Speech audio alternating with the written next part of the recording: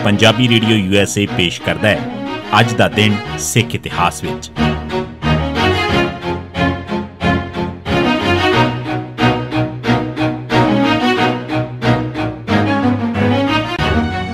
सिख इतिहास दीआं घटनावां च 11 मई का दिन 1665 राम राय गुरु गोबिंद सिंह साहब नूं मिलण वास्ते खुरवद्दी हुण देहरादून तो पौंटा साहिब पुज्जा। 1684 तक ਚੱਕ ਨਾਨਕੀ एक अहम नगर बन चुका सी। इस नूं वेख के कुछ पहाड़ी राजे ईर्खा करन लग पए सन। होर तां होर बिलासपुर का राजा भीमचंद भी गुरु साहब नाल विटर गया सी। वो इस करके नाराज़ हो गया सी क्योंकि गुरु साहब ने उसदे मंगण ते प्रसादी हाथी उसनूं नहीं सी दिता। उसने ਚੱਕ ਨਾਨਕੀ वाल भी कैरी निगाह नाल वेखना शुरू कर दिता। 1685 के शुरू च नान के राजे मेदनी प्रकाश ने गुरु साहब नूं अपनी रियासत च दर्शन देण की अर्ज की। 14 अप्रैल 1685 के दिन गुरु साहब नान पुजे। नान के राजे ने गुरु साहब नूं तह दिलों जी आया आख्या। गुरु साहब कोई दिन नान के राजे के महल च ठहरे ते इलाके दीआं संगतां नूं निहाल कीता।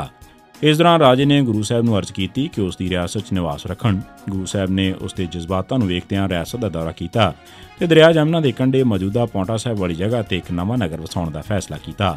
पौंटा साहब की नींह गुरु साहब ने 29 अप्रैल 1685 के दिन दीवान नंद सिंह संघा कोलों अरदास करवा के रखाई। भाई राम कुंवर खंडे की पौल मगरों भाई गुरबख्श सिंह के हथों बोड़ी गड़वा के यह रस्म पूरी की गई। गुरु साहब अगले 3 साल 5 महीने पौंटा साहब च ठहरे।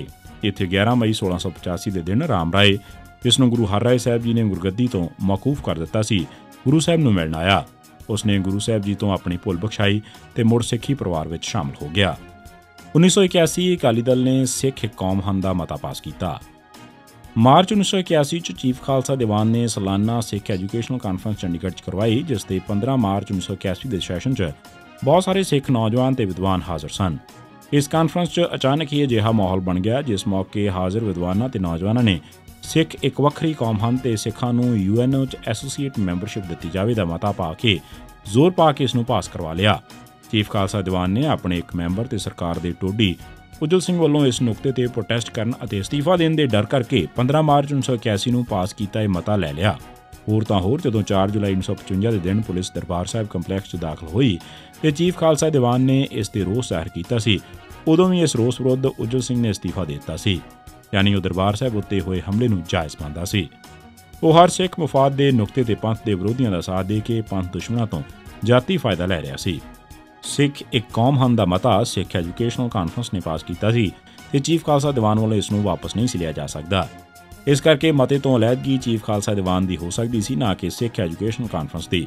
सिख एजुकेशनल कानफ्रेंस इसनूं वापस लै सकती सी, पर उसनूं इस वास्ते स्पैशल इजलास बुलाउणा पैना सी जां अगले साल की कानफ्रेंस तक उड़ीकना पैना सी। जब चीफ खालसा दीवान ने कमजोरी विखाई तो 25 मार्च 1981 नूं श्रोमणी गुरुद्वारा प्रबंधक कमेटी ने ते 11 मई 1981 नूं श्रोमणी अकाली दल ने सिख एक कौम हन का मता पास करके चीफ खालसा दीवान के टोडी लीडर उज्जवल सिंह की बुजदिली ते सिख दुश्मनी का धोना धो दिता। 1987 सुरजीत सिंह बरनाला की सरकार तोड़ी गई।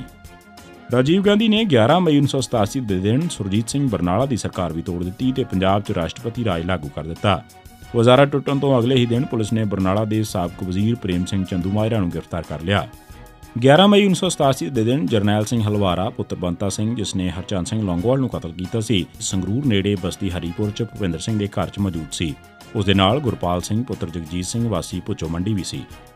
किसी मुखबर तो इतलाह मिलण ते पुलिस ने उन्हां नूं घेरा पा लिया। इस मगरों दोवां पासिਆਂ तो जबरदस्त जंग हुई जिस च दोवें सिंह ते कई पुलिसी मारे गए। मगरों पुलिस ने मालक मकान के पुत्र भुपिंदर सिंह ते मस्तूआणा कालेज के स्टूडेंट्स सुहिंदर सिंह, पवित्र सिंह, जगदेव सिंह ते सुखचैन सिंह नूं हलवारा नूं पनाह देण दे दोष हेठ गिरफ्तार कर लिया। 11 मई 1987 के दिन पंजाब पुलिस ने सुरजीत सिंह उर्फ भाई गुरदेव सिंह वासी बसियां रोड रायकोट लुधियाना नूं नकली मुकाबले शहीद किया। ਇਹ ਸੀ ਸਿੱਖ इतिहास ਦੀਆਂ ਘਟਨਾਵਾਂ 'ਚ 11 मई का दिन।